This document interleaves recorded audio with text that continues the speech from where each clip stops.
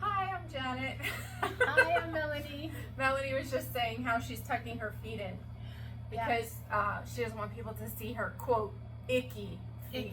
Icky yoga feet.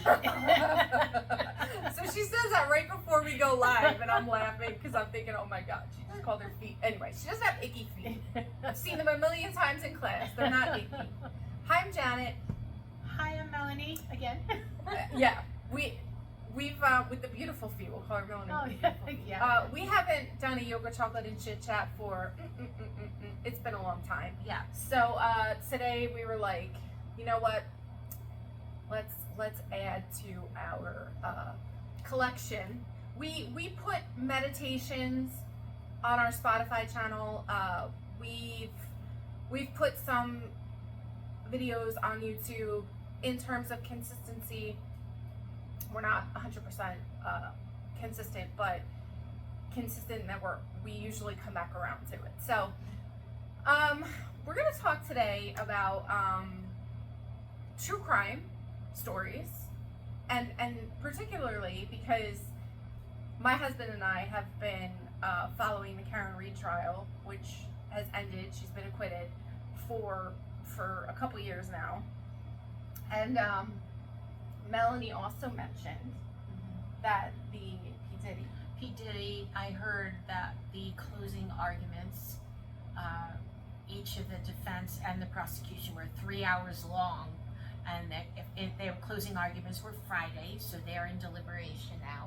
Okay, do we know what the charges exactly? Because I know he's been charged with a number of things. A number of cases have come out. So do we know, are these his criminal charges, or these or these the civil? Okay, these are criminal. Sex trafficking. Okay, Yes, so these are the criminal charges. Yes. Okay. Sex trafficking and drug related things of that nature. Yeah.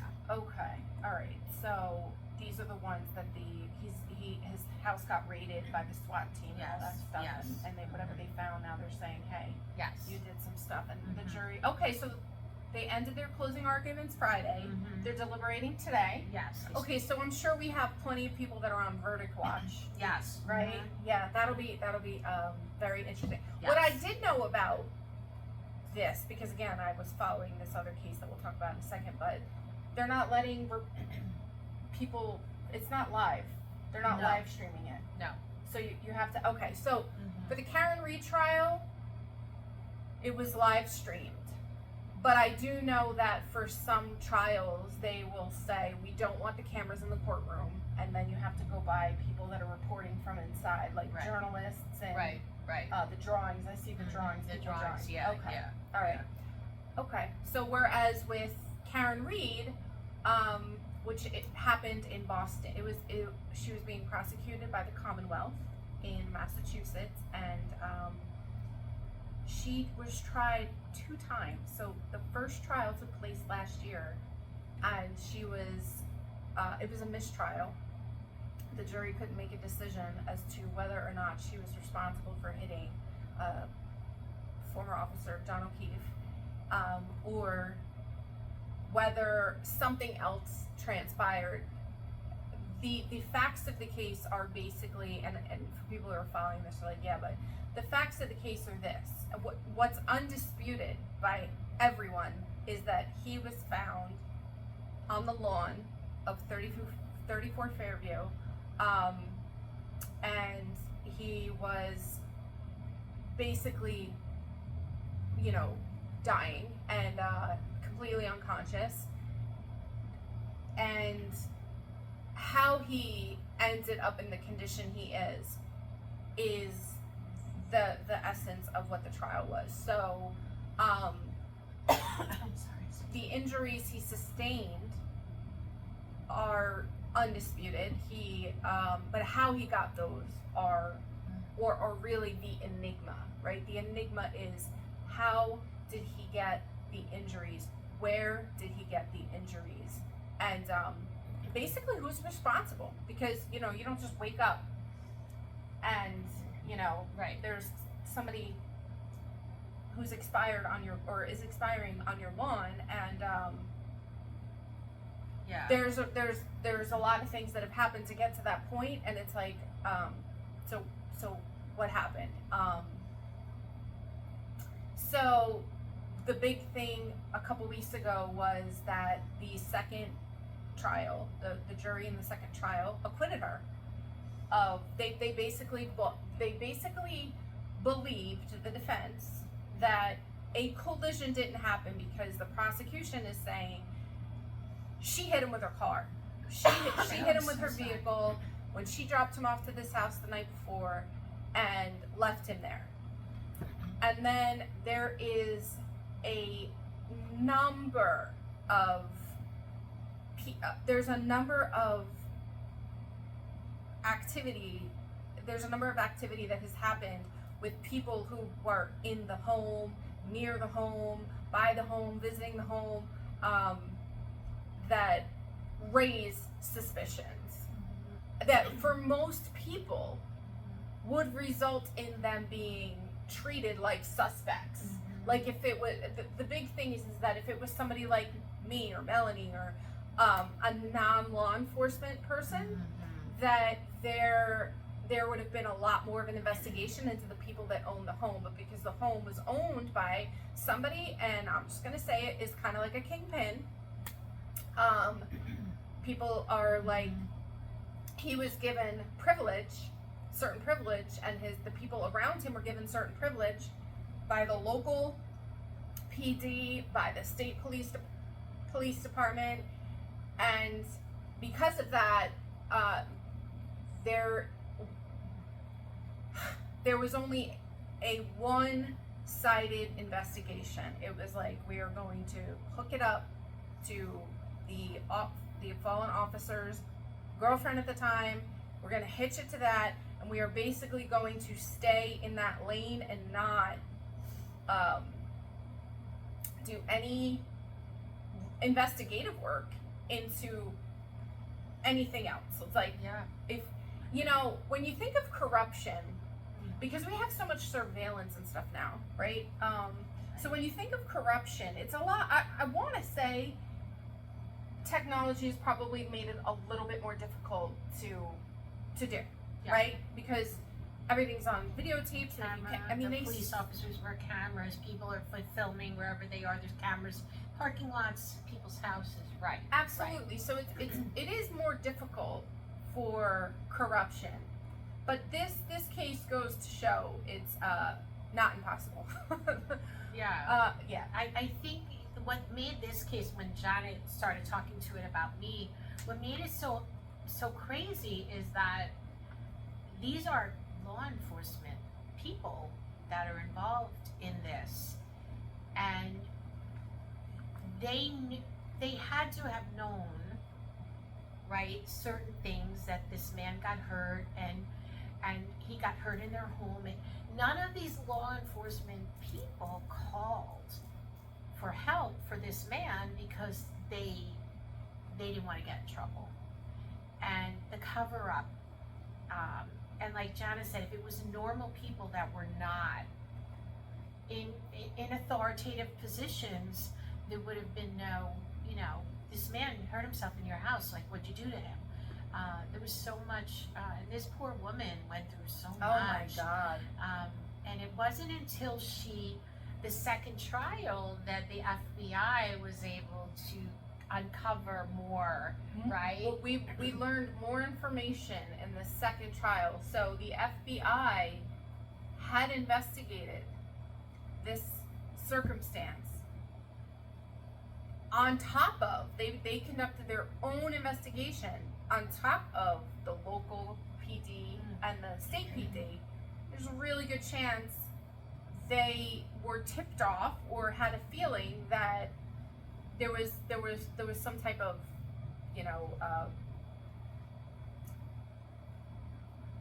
maybe the investigation didn't have the integrity that it should have. So there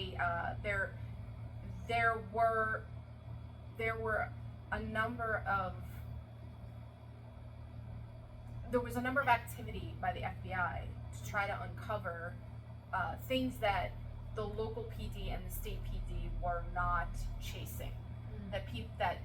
And because of that, the defense had some of that information to share in the first trial, but in the second trial, we learned even more, right? So the first trial, we knew that the FBI had conducted an investigation, and, ready for this?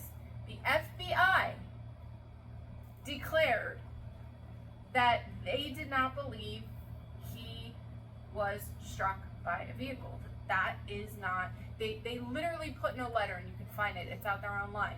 There's a letter from the federal government, I believe it's U.S. Attorney, to the district attorney saying, we do not subscribe to your theory of what happened. I mean, I don't know about you, but if the FBI was like, listen, we've conducted our own thorough investigation, which they did. They had experts, reconstruction, they consulted the best of the best, and they're like, and we don't agree with your theory as to what happened to this person. And a district attorney who is under fire, they're like, he's like, well, I'm gonna prosecute her anyway, not once but twice. So what happens? There's a news circus around this, a media circus, because it's so unfathomable that, you know, they're continuing to prosecute somebody who the FBI is even saying that what you believed happened, the evidence doesn't support what you're saying happened, right? That's it. They're completely out of it. They don't know any of the names from any of the names. They're like, but looking at this objectively and looking at this through a lens of science and with experts, this doesn't appear. I mean, and they still pushed it. But yeah, there's so many inconsistencies. Yeah, and it's not that, you know, it has nothing against, like, it's not a matter of we're feeling, you know, police bashing. That's not. But I think sometimes what happens in these cases is people of authority, whether it's a person in government or a person who's CEO or a person that just has a lot of wealth, right? Sometimes people in authority, they just get away with stuff a little easier than people that don't have the privilege or the authority, right? I mean, it just happens. It's definitely not something that people, I believe, because I've watched so many YouTubes, it's not even funny.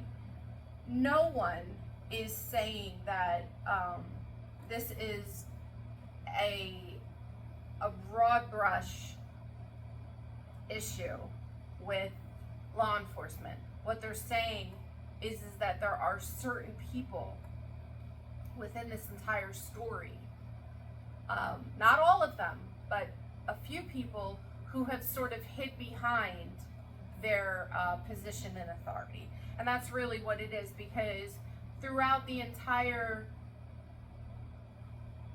process, it's obvious that there really is a nucleus of people that know what happened and are, you know, want to keep the focus off of themselves.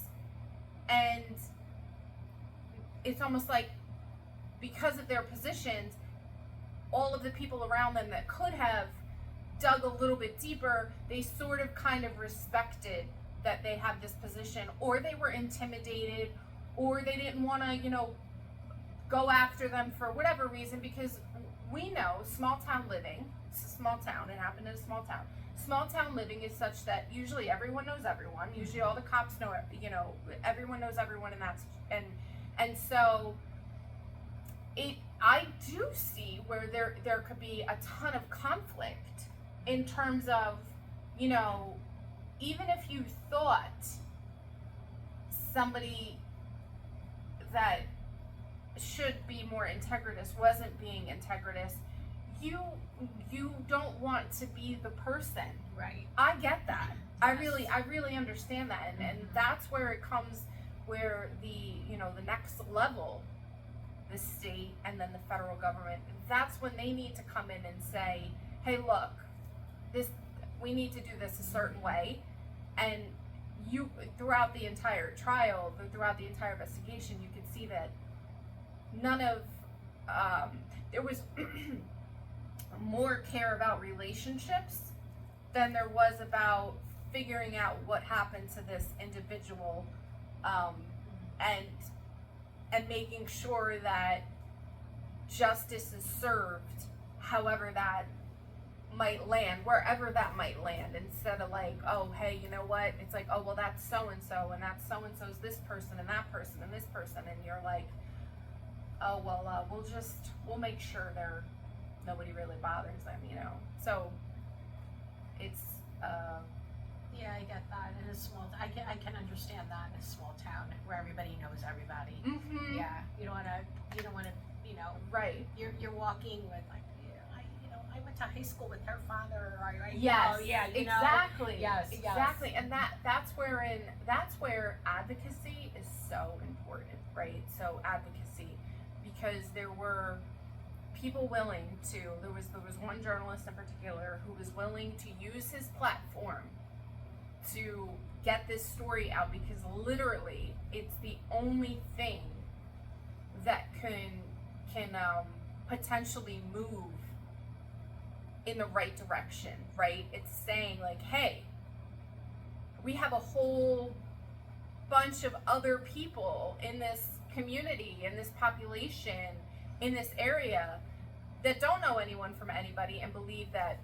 different steps should have been taken, could have been taken, weren't taken, and that someone's life is now being completely upended, Karen Reed, because we're too worried about poking around in places that might get people mad, and that's literally what it is, you know. And I can't even say I wouldn't be the same, right? Because we're not in that state, Right. But if we were, you'd be like, well, I'm not gonna talk about the local stuff, right? Yeah. I'm gonna stay away from that. So advocacy is really important, and that's how this case took on the life of its own. His name is Aiden Carney, Turtle Boy, and he was the one that covered ferociously the case, and it's internationally followed and still talked about. And so we're only 2 weeks off, 2 or 3 weeks since the jury acquitted her, and there's still people are trying to keep it alive because they believe. Listen, at the end of the day, right? Fallen officer, off duty, on someone's lawn, clear signs of foul play, right?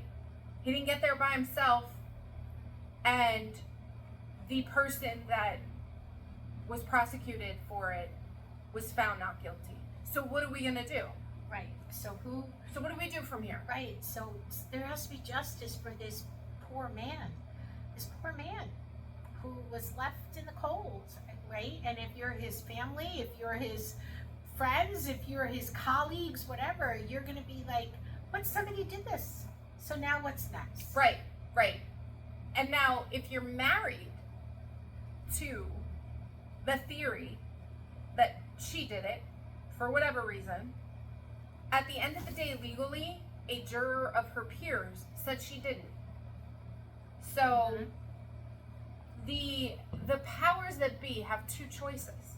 They could say, well, that was our theory, we're sticking to it, we're not going to dive any deeper into this. Or they can say, okay, well, we're not going to close this case. We're going to re-examine the case. And I think that's why the movement is still going on, because people are saying she's been cleared. Right. And so where's she got her justice. So where's this poor man's justice? Something happened to this poor man, and they want to know, and they want this poor man to get his,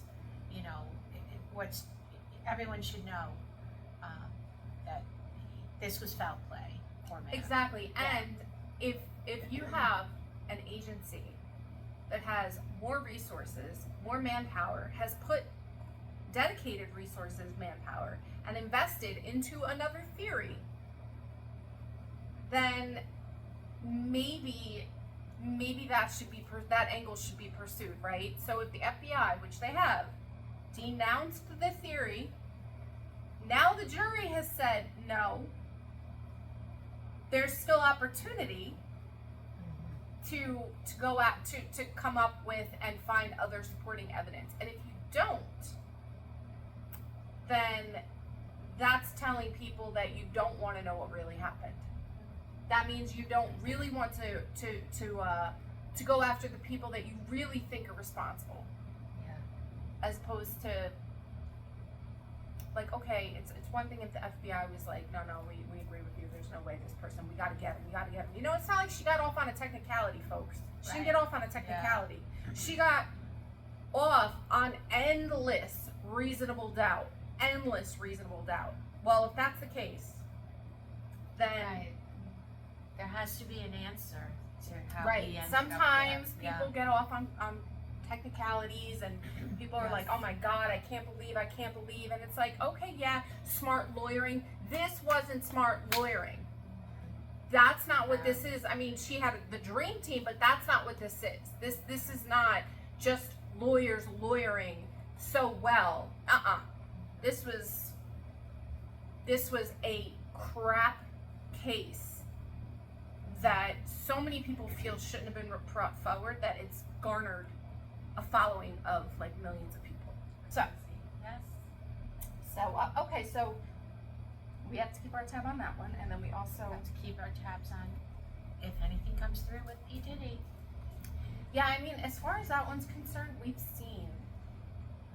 I mean, the people have seen videos. Yes. That don't look so great. Right. For him. And the stories are all the same. The stories are the same. They all come in and they're all. And of course, the defense wants to say these women went in willingly to his party, and I'll just say, if P. Diddy invited you to a party, you are going to be flattered and go, but you didn't sign up for what happened once you entered that party. Yeah. So I can be invited to a party and have a good time, but I did not intend for someone to then do something to me that I did not know was part of the party. So I'm just going to put it out there that, because I know people want to say these young women were invited and they went and they wanted to party, but I took a glass of water. Defense wants to. Yes, that these women, these young girls, young people, they knew they were all up in it, partying with P. Diddy. From what we've seen of the indictment and the charges, it doesn't. I agree with you. It doesn't appear that they signed up for that. What happened to them? Absolutely. What's being alleged happened to them. It doesn't appear that that's what they signed up for. Right. And for anybody, because I've had this conversation with people before. I've had this argument with people before. For anybody to say, well, they wanted their 15 minutes, or, they didn't care, okay.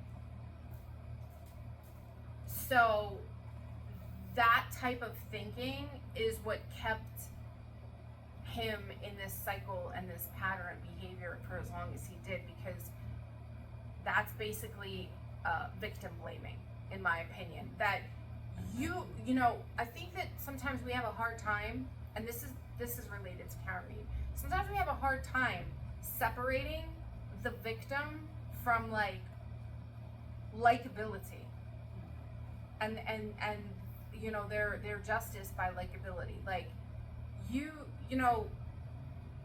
just because someone might not have liked Karen Reed doesn't mean that she did it and that she deserves to go to jail. And just because some of the victims may engage in behaviors and have signed up to do some things that others may not have, does not mean that that's what they signed up for. Mm-hmm. Like that's garbage. And that mentality is what he had.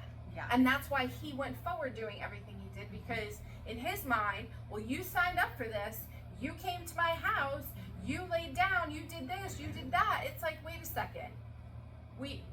That's not how we determine what someone deserves. Right. Okay? To be less sympathetic or empathetic, like he's allegedly done some really awful things to people. And to say like, oh, well, they, signed up for it, they did this. And no. I can't authorize someone to break the law against me. Right. I can't do that. Right. I can't say, hey, look, you can do this to me, even though it's against the law. We don't live in a society like that. Right. So, guess what? Yeah. Anyway. So we'll follow that, and no matter what your opinions are, but I just feel that too, that, there's a lot of victim blaming.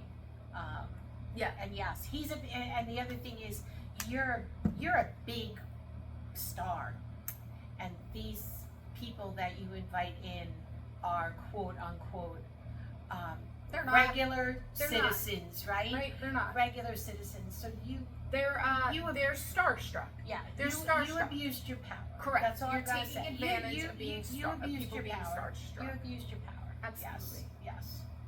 All right. Well, I'm glad we jumped on here. We just, we were talking about how like before and after class sometimes we have conversations with clients and we get into these topics, but we don't really have the time to talk about it. Yeah. So this is it. Let us know what you guys think, if you have an opinion, anything like that, and if there's any issue or story or questions you have that you'd like to see us cover, drop them in the comments. And check out all of our videos. Yes, to meditate. Yes. This and then go meditate. All right. Have a great day. Thank you. Bye.